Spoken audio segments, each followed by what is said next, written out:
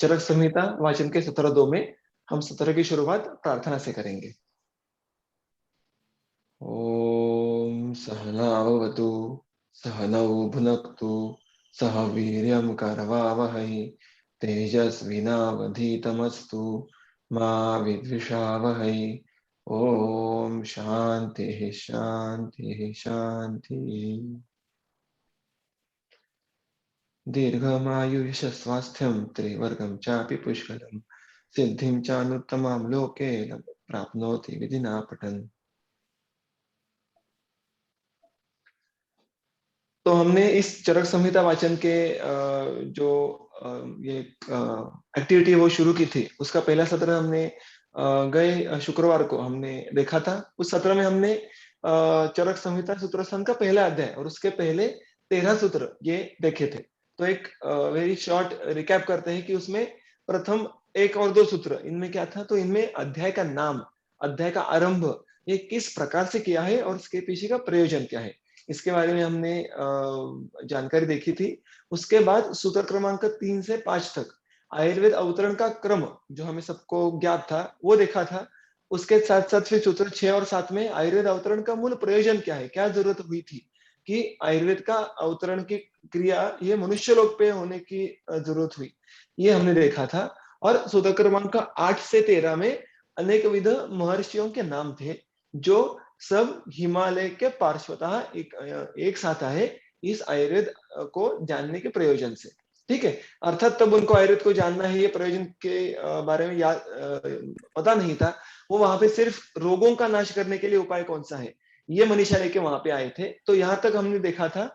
और जो इस वर्णन के दरमियान हमने 2 चीजें देखी थी। एक तो व्याकरण संबंध जो मुद्दे हैं, एक तो अन्वय कैसे लगाना होता है, अन्वय चीज क्या होती है, और उसके साथ साथ संधि विग्रह के बारे में कुछ छोटी चीजें हमने देखी थी। और एक जो सबसे महत्वपूर्ण हमने टेक होम मैसेज देखा था वो था कि जो ज्ञान परंपरा है आयुर्वेद संबंध, उसका अपतत्व कि कैसे ब्रह्मा से लेकर अग्निवेश तंत्र तक वो परंपरा ये अपतत्व की अखंडित है। और उसके साथ साथ जो भी ज्ञान दिया गया, जो हस्तांतरित किया गया, अन्यथा ऐसा कहते हैं, एक सुभाषित भी है कि जब ज्ञान ये गुरु से शिष्य की ओर उसका अनुवर्तन होता है तो बहुत बार पादहीन ज्ञान ही आगे जाता है। उसके लिए बहुत बहुत उन्होंने वजह कही गई है। कभी कभी कुछ कहा नहीं जाता, कभी कभी शिष्य भूल जाते हैं। तो ज्ञान परंपरा में ये होने की बहुत बड़ी संभावना है कि वहां पे हम ये माफ कीजिएगा, ये होने की बहुत संभावना है कि हम ये ज्ञान का संपूर्णत्व ये खंडित कर दे, या जो उसकी एक अनइंटरप्टेड उसका जो फ्लो है वो उसका भंग हो जाए। और इसीलिए वो बात आयुर्वेद के साथ नहीं हुई है। एटलीस्ट जब तक अग्निवेश तंत्र है तब तक वो ज्ञान की परंपरा खंडित है, ये दर्शाने का जो काम है ये सूत्र करते हैं। और उसके साथ साथ संपूर्णत्व और विस्तार पूर्वक जो वर्णन किया गया था थ्रू आउट परंपरा में। और ये हमें क्या दर्शाता है कि हम जो ग्रंथ पढ़ रहे हैं, मुख्यतः फिलहाल जो पढ़ने वाले हैं चरक संहिता, या जिसको मूलतः अग्निवेश तंत्र कहते हैं, उसमें जो भी ज्ञान मौजूद है वो सारा अखंडित, संपूर्ण और आप्त इस प्रकार का है, हम ऐसा कह सकते हैं। तो ये सब समझने के बाद एक बात हम सिर्फ दोहराएंगे कि जो पहले 40 सूत्र है उनको हमने देखा है कि वो उपोद्घात स्वरूप है, यानी they are like just like the introduction और प्रीफेस। और इसलिए आज भी उसके आगे की जो हम सूत्र देखने वाले हैं उनमें सैद्धांतिक कोई चीज तो है नहीं, क्योंकि जस्ट एन इंट्रोडक्शन। लेकिन इसीलिए हम जो भी सूत्र देखेंगे उसके द्वारा हम कुछ एक आध दूसरे व्याकरणों के मुद्दों की एक बार बार बार अनुशीलन करेंगे, उसकी रिविजन करेंगे कि ग्रंथ पढ़ते हुए इसका अर्थ कैसे निकलना है। So although there are not many siddhant embedded in first 40 sutra, हम उसके द्वारा संस्कृत को समझ के अर्थ कैसे निकालना है इसका थोड़ा सा जो एक वर्ग कार्य है वो हम आज करेंगे। ठीक है, आगे बढ़ते हैं। जो हमने देखा था कि ऋषिगण सूत्र क्रमांक 8 से अंगिरा से लेके जो वालखिल्याह इस प्रकार के जो ऋषि होते हैं, ये सारे ऋषि और उसके साथ साथ तथा च अन्य महर्षया, ये सारे कौन है? ये महर्षि है। महर्षि पृथ्वी लोक पे जो उपस्थित ऋषि है उनमें सबसे उच्चतम, सबसे विद्वान, सबसे ऐश्वर्य युक्त, गुण संपन्न ऐसे ऋषि मुनि, वो क्या उन्होंने वो उनका जो वर्णन है वो उन्होंने आगे दिया है। जो मैंने पीले रंग में जो सूत्र हाईलाइट किया है वो सारा इन ऋषियों का वर्णन है। कैसे वर्णन है देखिए, सूत्र पढ़ता हूं मैं। ब्रह्म ज्ञानस्य निधयो दमस्य नियमस्य च तपसः तेजसा दीप्ता हूयमाना इवाग्नयः सुखोपविष्टास्ते तत्र पुण्याम चक्रुः कथाम इमाम। तो इसमें जो 14वां सूत्र है वो हमें इस महर्षियों का वर्णन करवाता है। किस प्रकार हम महर्षि है, हम उसको स्टेप बाय स्टेप देखेंगे। ब्रह्म ज्ञानस्य निधयः दमस्य नियमस्य च।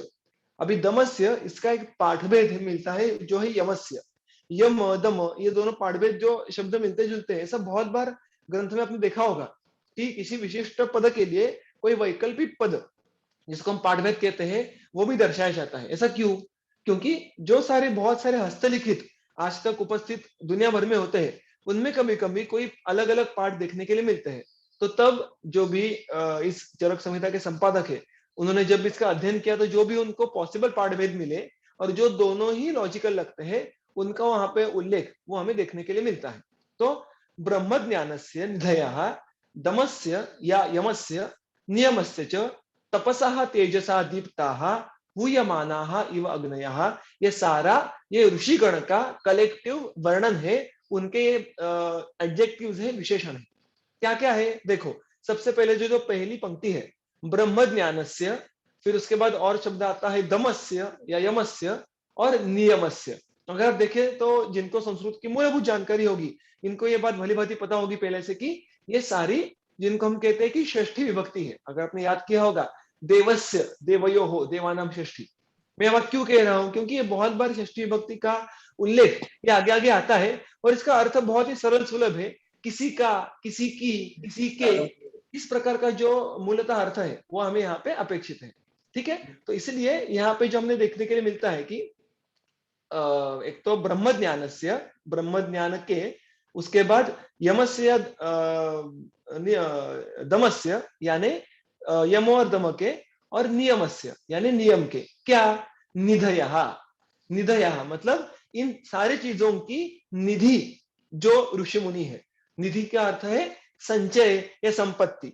सो basically they are describing the rishi in a way that they were the storages of what? ब्रह्म ज्ञान। ब्रह्म ज्ञान यानी जो इस सृष्टि का मूल तत्व है, उनको भी जिन्होंने जाना है, उनके बारे में सब कुछ ज्ञात है। ऐसे यम, जो दम मतलब क्या? दम यानी हमारे इंद्रियों पे नियंत्रण पाने की जो की क्षमता है वो, या यम और नियम, ये हमने अष्टांग योग में इसके बारे में हमने थोड़ा सुना हुआ होता है कि यम यानी समाज में अन्य लोगों के साथ जो हमारा वर्तन है वो किस प्रकार से शुद्धतम हो, उसकी कुछ वैशिष्ट्यपूर्ण बातें वहां पे अहिंसा सत्य जैसे आती है। और नियम में जो हमें खुद को कुछ नियमों का पालन करना होता है, शौच, संतोष, तपस्या इत्यादि चीजों का। अभी आप अन्य अन्य ग्रंथ देखो, मुख्यत्वे गंगाधर टीका में 5 के बजाय 10 यमों का वर्णन किया है, नियमों का भी 10 वर्णन किया है। But I won't be going into the detail. यहाँ पे मुद्दा ऐसा है कि इस प्रकार से जो जिन्होंने खुद के वर्तन पे नियंत्रण प्रस्थापित किया है, जो सर्वज्ञान संपन्न है, इस प्रकार के वो जो ऋषि है वो वहां पे इकट्ठा हुए थे। ये बात पहला विशेषण दोहराता है। सो वी कैन से कि देवर द स्टोरेजेस यानी निधया ऑफ ब्रह्म ज्ञान, यम या दम और नियम। तो इसलिए ये पहला जो पंक्ति है वो उन महर्षियों का विशेषण है। उसके आगे और क्या विशेषण है? तपसः तेजसा दीप्ताः। तपसः, ये भी फिर एक बार षष्ठी विभक्ति है। तप के तेज से दीप्त यानी तपश्चर्या हमने पहले भी देखा था। देखो अब एक से संगति हो, कभी कभी थोड़ा सा अप्रिशिएट करने की हम कोशिश करेंगे कि तप के बारे में कैसा वर्णन पिछले बार भी आया था कि कैसे भरद्वाज ये उग्र तपा थे, पहले सूत्र में आया है कि नहीं। तो यहाँ पे फिर एक बार तप का उल्लेख आया है कि they are trying to underline the few important point की ज्ञान ग्रहण करने के लिए जो बेसिक एलिबिलिटीज होनी उनको अपेक्षित है, उनमें तपश्चर्या is a very important thing. इसलिए यहाँ पे भी उन्होंने महर्षियों के तपश्चर्या के बारे में वर्णन किया है और किस प्रकार से वो दिख रही है कि इन लोगों ने तपश्चर्या की है, क्योंकि वो तपश्चर्या के तेज से मानो प्रकाशमान है।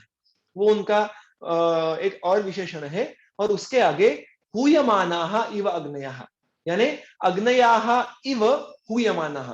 इव ये नाम का एक अव्यय है, वो बहुत बार हमें देखने के लिए मिलता है। तो इव का अर्थ होता है इंग्लिश में एज इफ, कि जैसे कि आगे मैंने भाषांतर किया है कि हवि से प्रज्वलित होते हुए अग्नि के जैसे।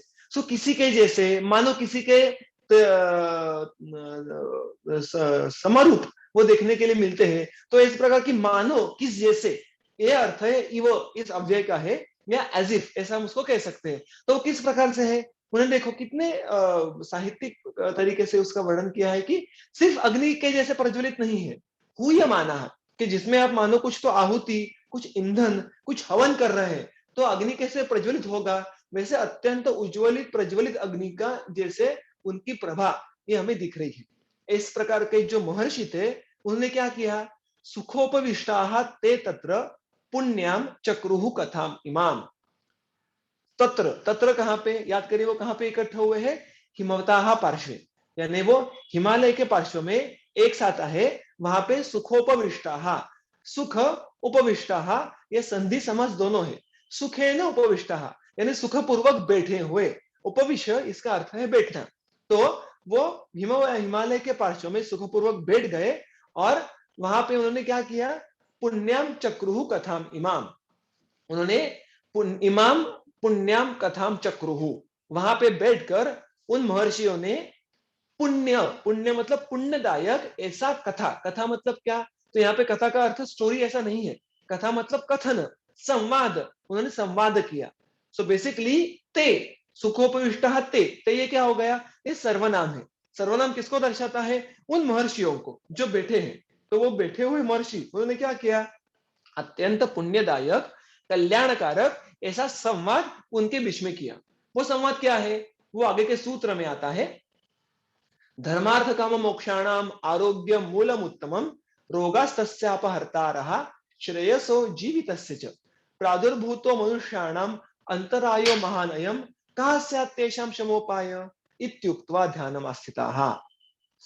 ये जो दो सूत्र है उसमें मैंने जितना जो अंडरलाइन किया हुआ पार्ट है वो उनका कन्वर्सेशन का पार्ट है, और इसलिए it ends with the what I have highlighted in the yellow colour, इति उक्त्वा, इति इस प्रकार से, उक्त्वा कहकर, ध्यानम आस्थिता, वो सारे ध्यान में स्थित हो गए। पहले के सूत्र के बाद और इति उक्त्वा इस शब्द के पहले जो भी वर्णन है वो उनका संवाद है, that's what they spoke amongst themselves. तो धर्मार्थ काम मोक्ष से लेकर शमोपाय यहां तक उन्होंने जो संवाद किया है उसका उल्लेख है। उन्होंने क्या कहा एक दूसरे को, देखिए, धर्मार्थ काम मोक्षाणाम आरोग्यम मूलम उत्तमम। उन्होंने ऐसा कहा कि हमें सबको पता है, क्या पता है कि धर्म, अर्थ, काम और मोक्ष ये चतुर्विध पुरुषार्थ है। पुरुषार्थ, पुरुष यहाँ पे लिंगवाचक शब्द नहीं है। पुरुष हम जिसको कहते हैं कि संयोग पुरुष होता है, या राशि पुरुष कहते हैं, कि एज ए ह्यूमन बीइंग उनके अर्थ, उनके जो जीवन है, उनका जीवित है, उसके चार प्रमुख प्रयोजन ये हमारे संस्कृति में किए कहे गए हैं, धर्म, अर्थ, काम और मोक्ष। उनके बारीकियों में मैं नहीं जाऊंगा, लेकिन ये चारों ही अल्टीमेटली हम कुछ भी कार्य करो, इनमें से कुछ एक को परस्यू करना, ये उसका एक प्रयोजन होना चाहिए। और सबसे श्रेष्ठ कौन सा है इनमें से प्रयोजन, मोक्ष है। तो धर्म, अर्थ, काम और सबसे अंत में मोक्ष, इन सब का उत्तम मूल ये आरोग्य है। देखिए मूल मतलब क्या, it is at the root of them, कि उसके बल पे हम आगे जाके पुरुषार्थ प्राप्ति करने वाले हैं। अगर आरोग्य ठीक नहीं रहेगा तो धर्मादि की प्राप्ति करना असंभव है। अभी उत्तम मूलम कहा, यानी ये एक सर्वश्रेष्ठ मूल है। मूल मतलब वो उसका एक बेस है जिसपे आपके पुरुषार्थों की रचना होने वाली है। लेकिन ये एकमेव बेस है क्या, नहीं। आरोग्य जैसे बाकी भी मानो कि योग शास्त्र के जो नियम हो, यम नियम होंगे उनका होगा, जो अन्य शास्त्रों के आचरण के नियम होंगे, धर्मशास्त्र के आचरण के नियम होंगे।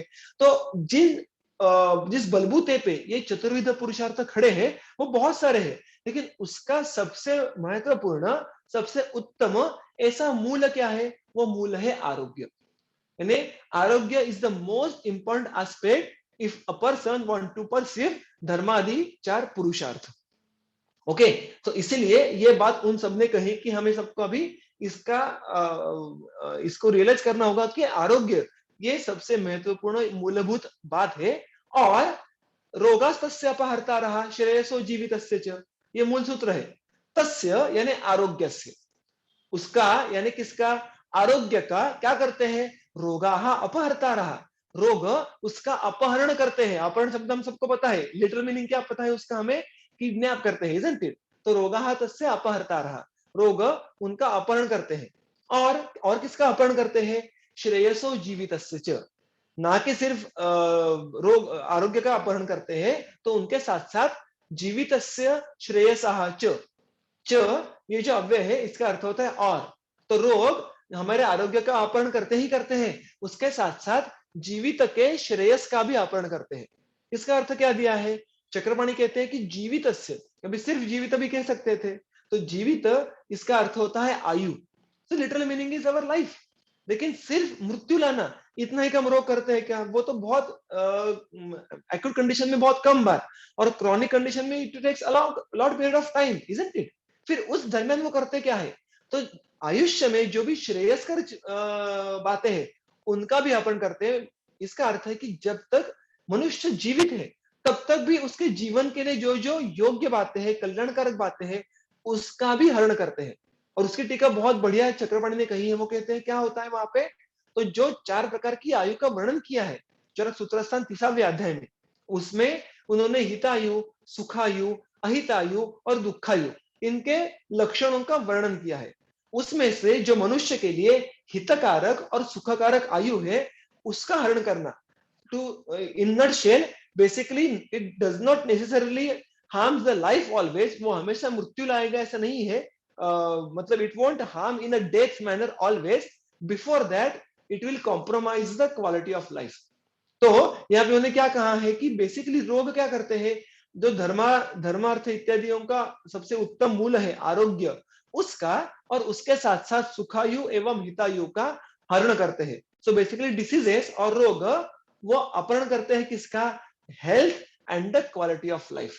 ये उन्होंने यहाँ पे उसका उल्लेख किया। फिर उसके आगे क्या बात कही उन्होंने? प्रादुर्भूतः मनुष्याणाम अंतरायः महान अयम। और यही अभी इसका देखो, इसमें संधि है कुछ, उसको पहले उसको छुड़वा कर हम सूत्र पढ़ते हैं। प्रादुर्भूतः मनुष्याणाम अंतरायः महान अयम।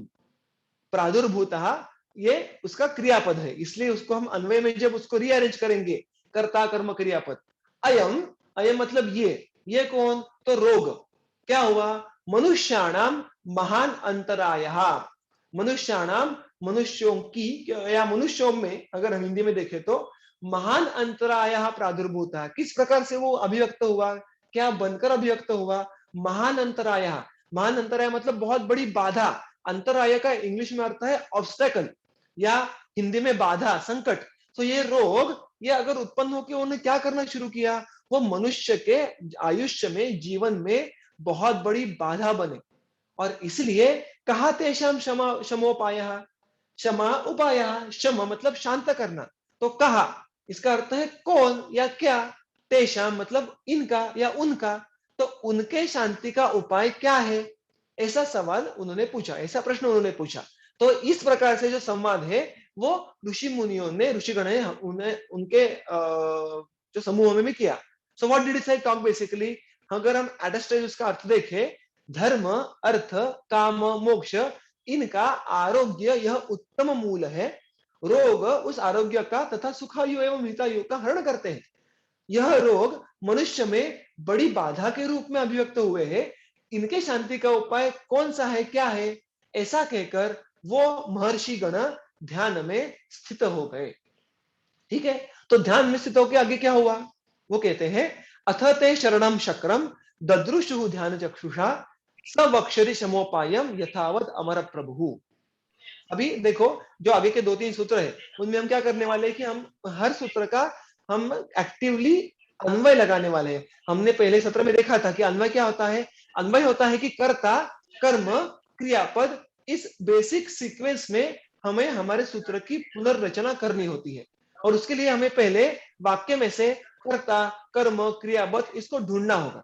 ठीक है, इसको क्या करते हैं? Basically we turn the poetic form into a sentence form in the Sanskrit grammar. तो अभी यहाँ पे दो सूत्र, एक सूत्र में 2 पंक्तियां हैं। वो पंक्तियां कौन कौन सी है? अथ ते शरणम शक्रम ददृशु ध्यान चक्षुषा। पहले इसका देखते हैं। देखो, मैंने इसके आगे के जो आज की 3-4 स्लाइड्स है, उसमें जहां जहां पे करता है वो मैंने शब्द ये पीले रंग में उसको मैंने कलर किया है। जो कर्म है वो मैंने ग्रीन कलर में, हरे रंग में कलर किया है, और जो क्रियापद है उसको मैंने गुलाबी यानी पिंक कलर में उसको मैंने कन्वर्ट किया है। तो आपके जो सामने जो वाक्यों का अन्वय हम लगाने सूत्रों का अन्वय लगाने वाले हैं, उनमें आप ये आसानी से देख सकते हैं कि कौन सा कर्ता है, कौन सा कर्म है, कौन सा क्रियापद है। पहली पंक्ति देखेंगे, मूल पंक्ति क्या है? अथ ते शरणम शक्रम ददृशुः ध्यान चक्षुषा।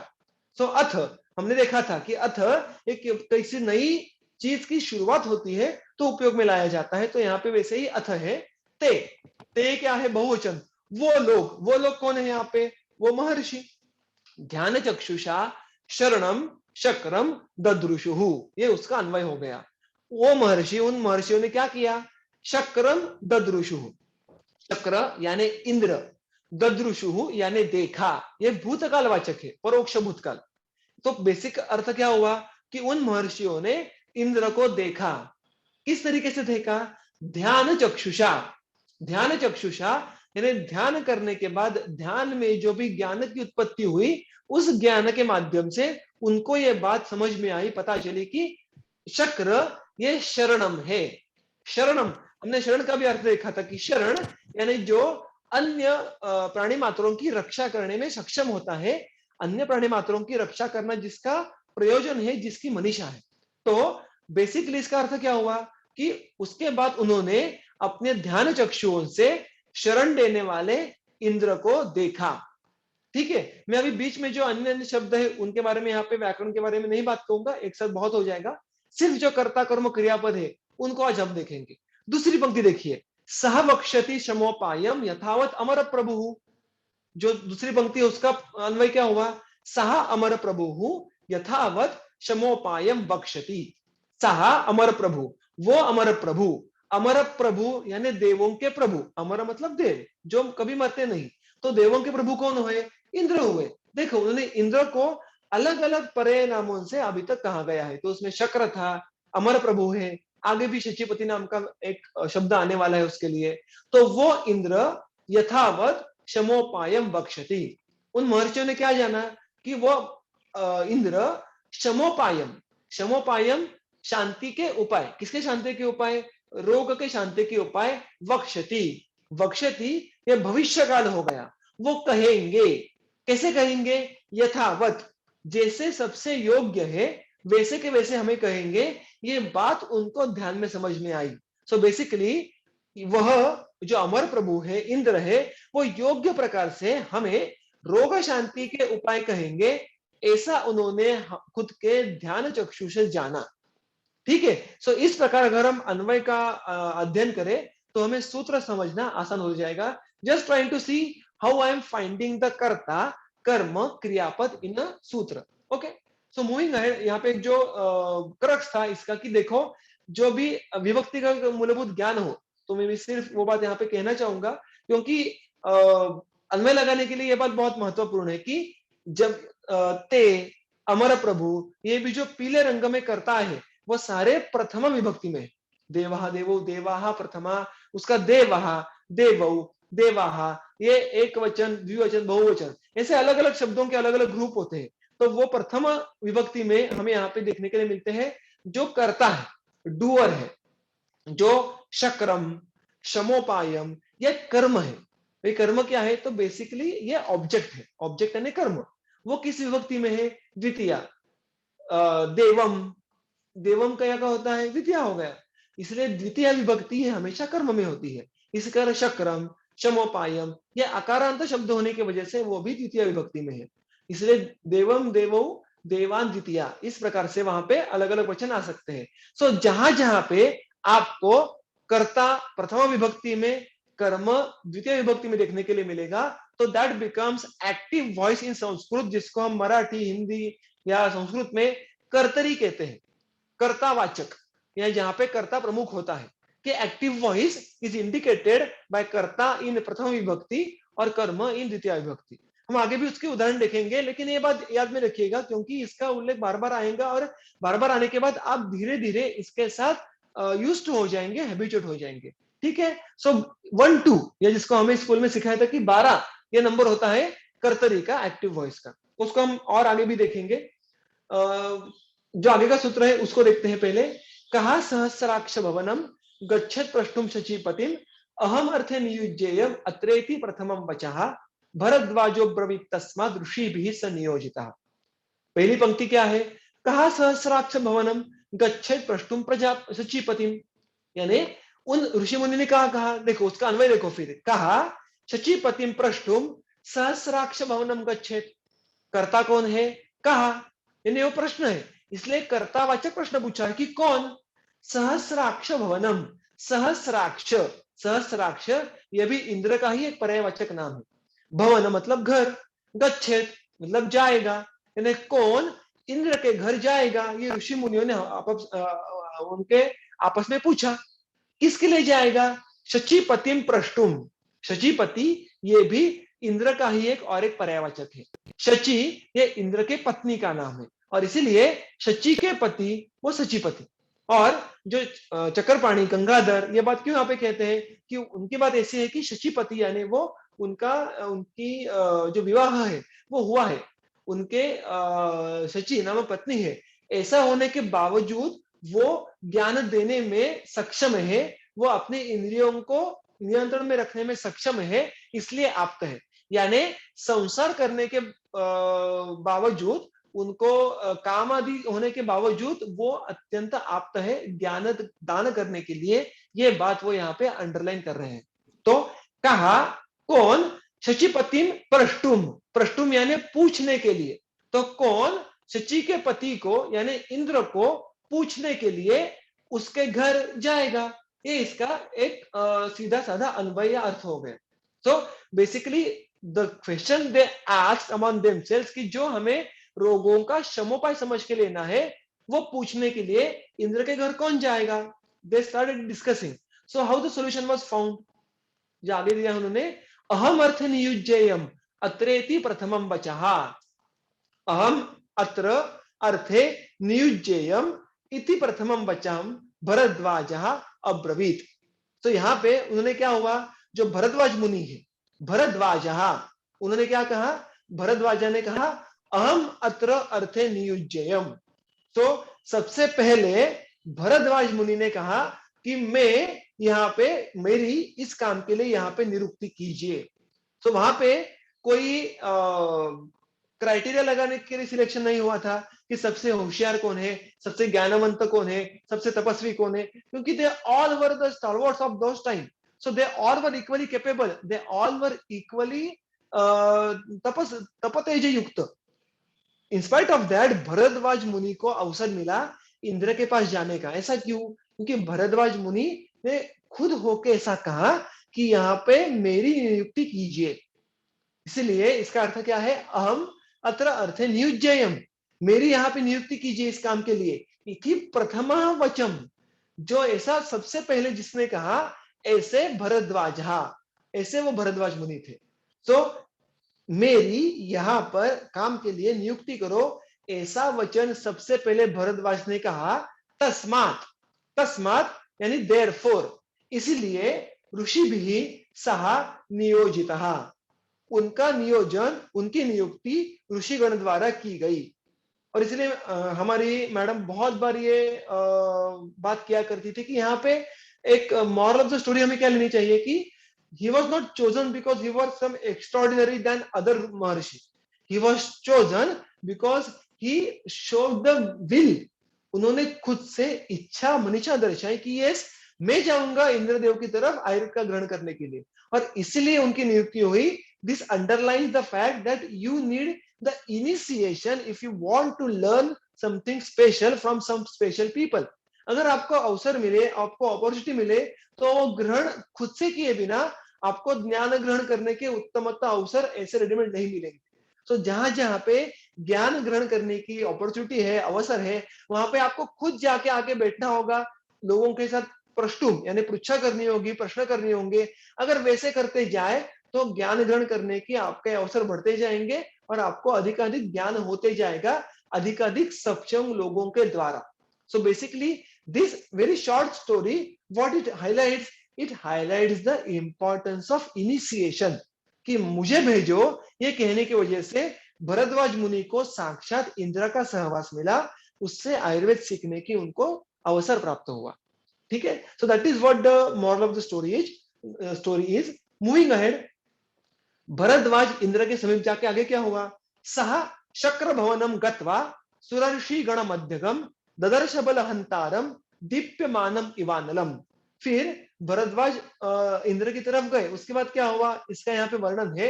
फिर एक बार देखिए, कर्ता इन येलो कलर, कर्म इन ग्रीन कलर एंड क्रियापद इन पिंक कलर। सहा, सहा कौन कौन गया, भरद्वाज। ये अगेन सर्वनाम हो गया, इट बिकम्स अ प्रोनाउन, जो पहले के सूत्र में से हमने देखा है कि वह भरद्वाज बलहंतारम ददर्श।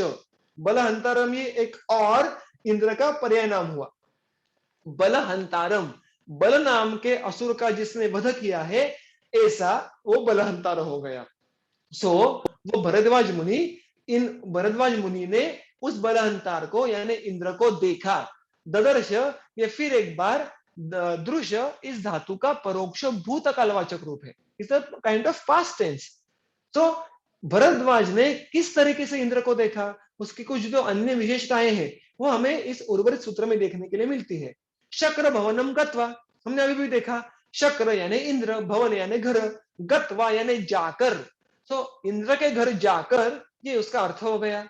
अभी इंद्र के उन्होंने दो विशेषण दिए हैं कि इंद्र किस प्रकार से वहां पे स्थित थे जब भरद्वाज मुनि उनको देखने के लिए गए, मिलने के लिए गए।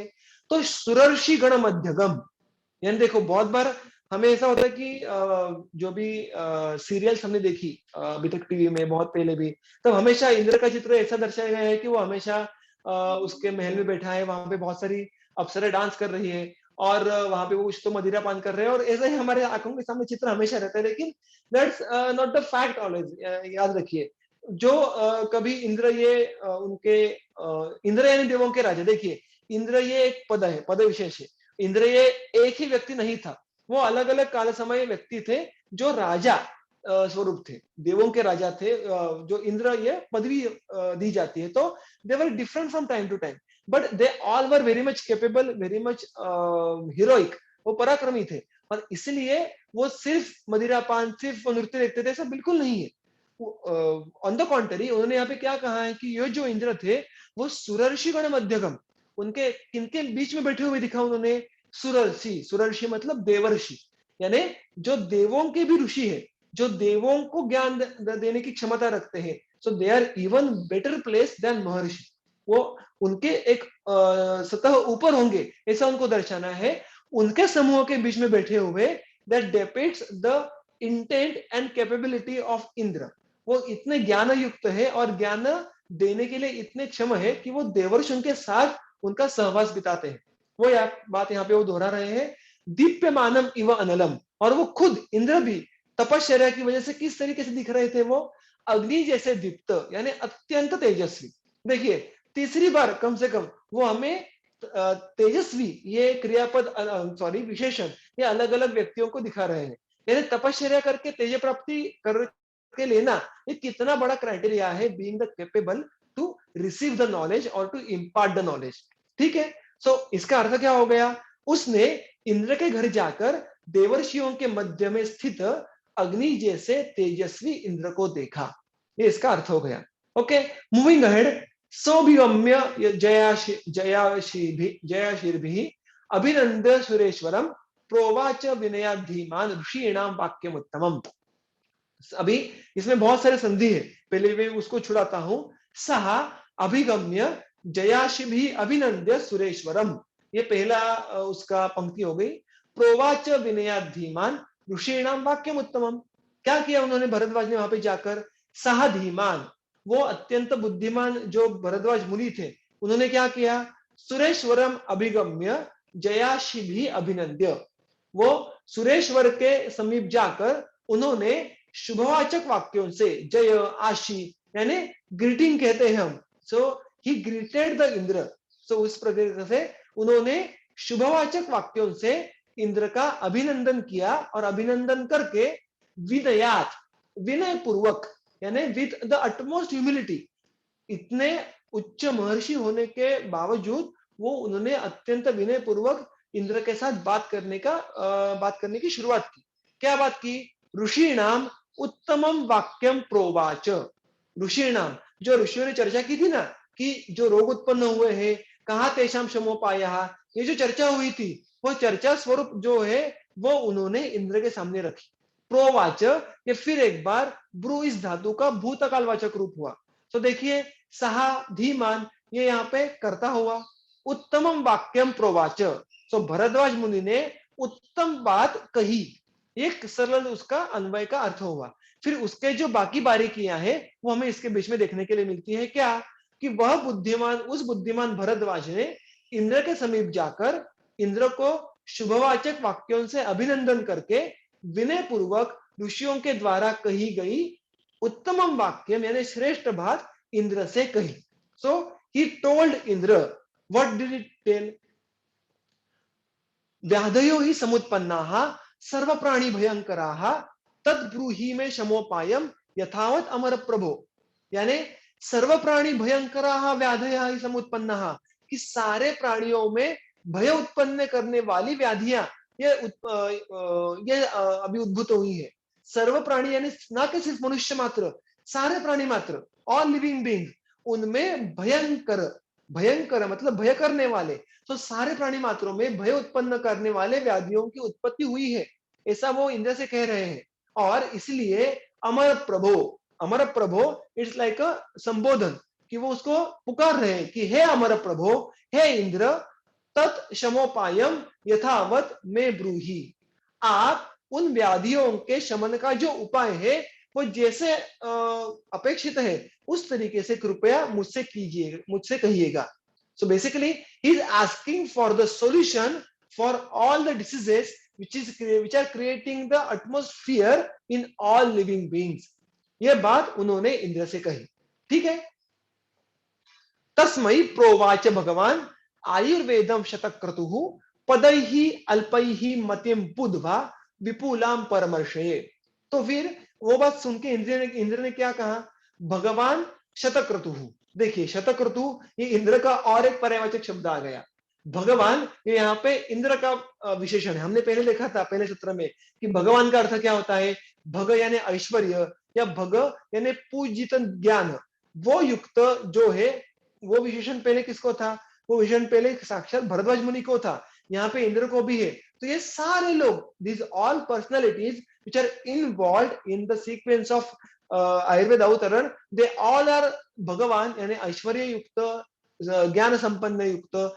इस प्रकार के इंद्र ने आयुर्वेदम प्रोवाच, तो कर्ता कर्म क्रियापद क्या है यहाँ पे, भगवान शतक्रतुः कर्ता है, आयुर्वेदम कर्म है, प्रोवाच ये क्रियापद है। हमने अभी भी देखा प्रोवाच यानी उन्हें उसको कहा, क्या कहा, आयुर्वेद कहा, यानी रोगों की शांति का उपाय, क्या उत्तर क्या दिया इंद्र ने, तो आयुर्वेद कह के दिया।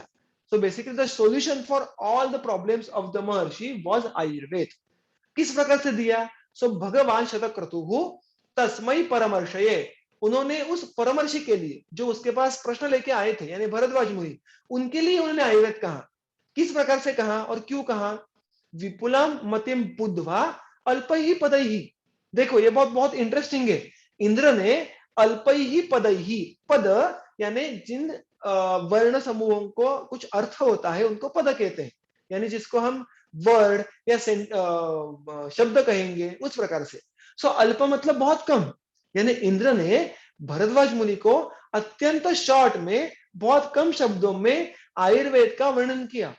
अभी ऐसा क्यों किया, विस्तार से नहीं किया, इसका अर्थ ऐसा होता है क्या कि विस्तारित नहीं था, बहुत बातें छूट गई, तो उन्होंने ऐसा नहीं कहा है। उन्होंने क्या कहा है कि उन्होंने बहुत कम शब्दों में उनको आयुर्वेद का ज्ञान करने की जरूरत पड़ी, क्योंकि भरद्वाज किस तरीके से थे, विपुलाम मतिम बुद्ध्वा, इंद्र ने ये बात जानी, बुद्ध्वा मतलब जानकर, ये देखकर क्या, कि विपुलाम मतिम, भरद्वाज ये विपुल मति से युक्त है, यानी भरद्वाज के अंदर वो जो भरद्वाज की मति है वो विपुल है, विपुल मत बहुत ज्यादा।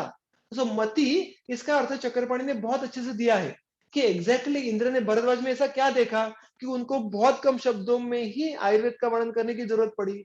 इंद्र ने ये जाना कि there is no need of a lot of explanation for this guy, if even if I give him the crux, मैंने कम शब्दों में भी अगर इसको आयुर्वेद कहा तो वो समझ जाएंगे, क्योंकि भरद्वाज मतिमान है।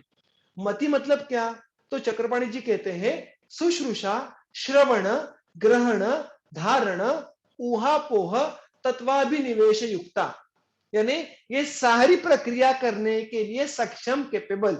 This all are the different processes in the understanding, in the grasping of the knowledge. क्या अर्थ है इसका? हम एक एक शब्द देखेंगे। शुश्रूषा यानी श्रवण इच्छा, very important and very prime precondition. शुश्रूषा यानी श्रोतुम इच्छा, कि ज्ञान सुनने की इच्छा होने वाला। बहुत बार ऐसा होता है कि लोग होशियार बहुत होते हैं, लेकिन अहंकार की वजह से वो सुनने की इच्छा रखते नहीं किसी की। लेकिन आपने देखा कि भरद्वाज ये विनय पूर्वक इंद्र के समीप गए थे, और इसलिए इंद्र ने ये जाना कि ये अत्यंत तपस्वी होने के बावजूद ये श्रवण के इच्छुक है, ये मेरी बात सुनने की इच्छा रखते हैं। ये पहला सबसे पहले क्राइटेरिया। दूसरा, श्रवण करने में सक्षम, यानी सुनने में सक्षम। जो भी बात मैं कह रहा हूं वो यथावत सुन पा रहे हैं, समझ पा रहे हैं। ग्रहण मतलब वो खुद के अंदर उसका, जिसको ग्रास्पिंग कहते हैं, वो भी अच्छे से कर पा रहे हैं।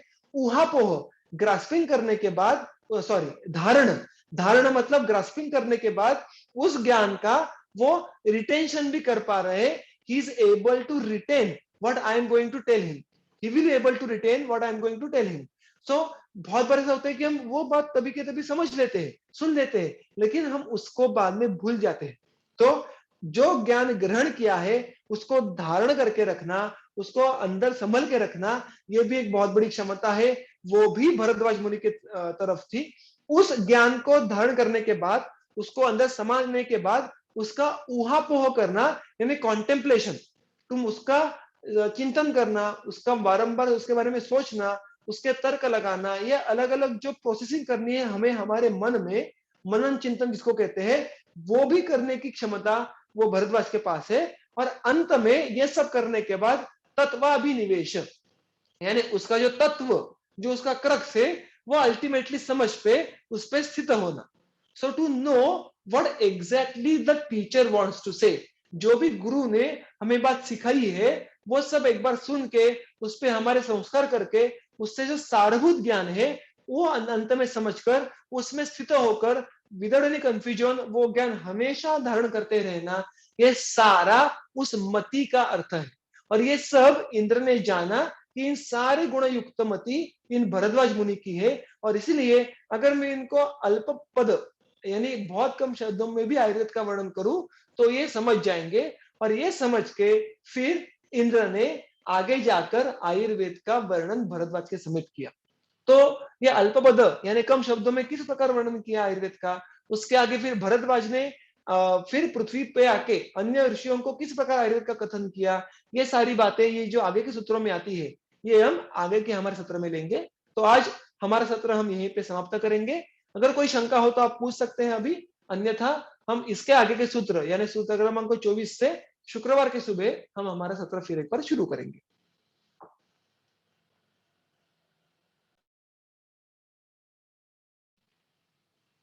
कोई शंका हो तो पूछ सकते हैं, अन्यथा हम हमारा सत्र आज यहाँ पे समाप्त करेंगे।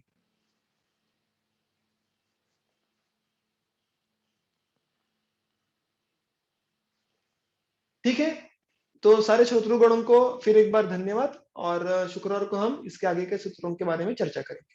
धन्यवाद।